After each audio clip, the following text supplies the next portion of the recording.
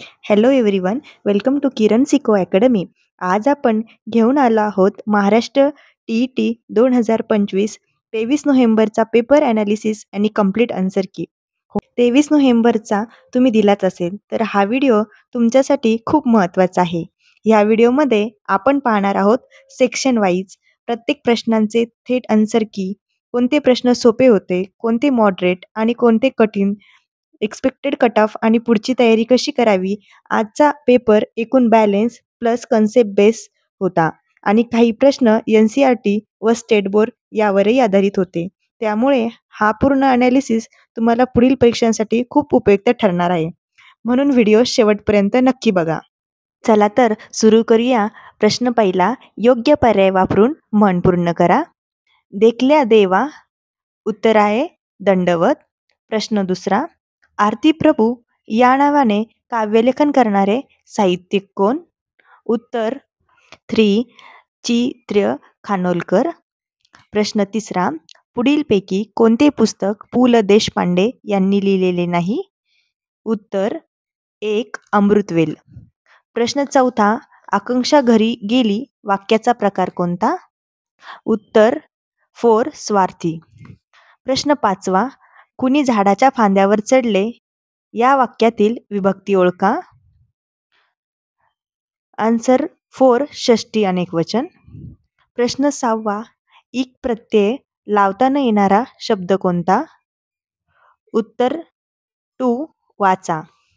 प्रश्न सातवा, पुढीलपैकी मागणीपत्राचा विषय कोणता असेल?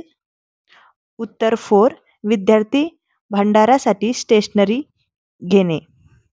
प्रश्न आठवा, अ, आ, इ, उ, ऊ हे कोणत्या प्रकारचे स्वर आहेत? उत्तर 1 सजातीय. प्रश्न नववा, धरणी या शब्दाचा लघु गुरुक्रम कसा असेल? उत्तर 4. प्रश्न 10वा, झाकले माणिकचा योग्य अर्थ काय? उत्तर ऑप्शन 3 साधा पण गुणी मनुष्य.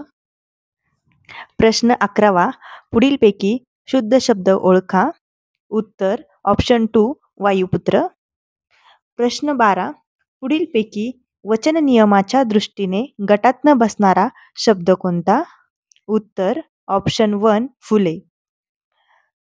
क्वेश्चन 13, वाक्यातील क्रियापद जेव्हा क्रमाप्रमाणे बदलते तेव्हा डॅश डॅश प्रयोग होतो. उत्तर ऑप्शन 3 कर्मणी. प्रश्न 14, तुला हे पुस्तक आवडले का? डॅश डॅश या वाक्यात गाळलेल्या जागी कोणते विरामचिन्ह येईल? उत्तर ऑप्शन 2 प्रश्नचिन्ह. प्रश्न 15वा, खालीलपैकी संत तुकारामांनी लिहिलेला ग्रंथ कोणता? उत्तर ऑप्शन 3 अभंगगाथा. प्रश्न 16वा, शाळा माते समान आहे या वाक्यात शाळा हे काय आहे? उत्तर ऑप्शन 1 उपमेय. प्रश्न 17, कडा कडा फोड नभ उडव उडू मखिका खडबडवी दिग्गजा तुडव रवी मालिका यात कोणता रस आहे?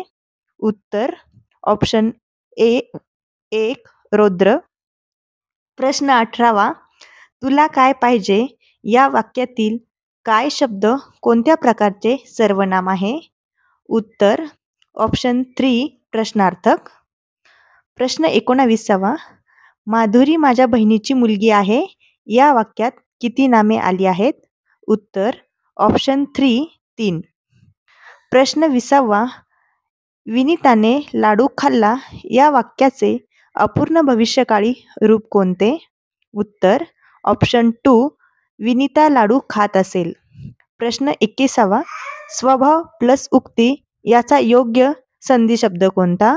उत्तर ऑप्शन 3 स्वभावोक्ती. प्रश्न 22वा, हरिहर हे कोणत्या समास प्रकाराचे उदाहरण आहे? उत्तर ऑप्शन 1 इतरेत्र द्वंद्व. प्रश्न 23वा, पुढीलपैकी वर शब्दाचा समानार्थी नसलेला शब्द कोणता? उत्तर 2 जरा. प्रश्न 24वा, पुढीलपैकी विरुद्धार्थीची योग्य जोडी कोणती? उत्तर ऑप्शन 4 उत्कर्ष, अपकर्ष. आता आपण पॅसेजवर आधारित प्रश्न बघूयात. प्रश्न 25वा. दुःखाविषयी सांगताना पुढीलपैकी कोणते उदाहरण उत्तरात आलेले नाही? उत्तर ऑप्शन 3 रडणारी व्यक्ती. प्रश्न 26वा. दुःखे कशासाठी येतात? उत्तर ऑप्शन 1 कसोटी पाहण्यासाठी.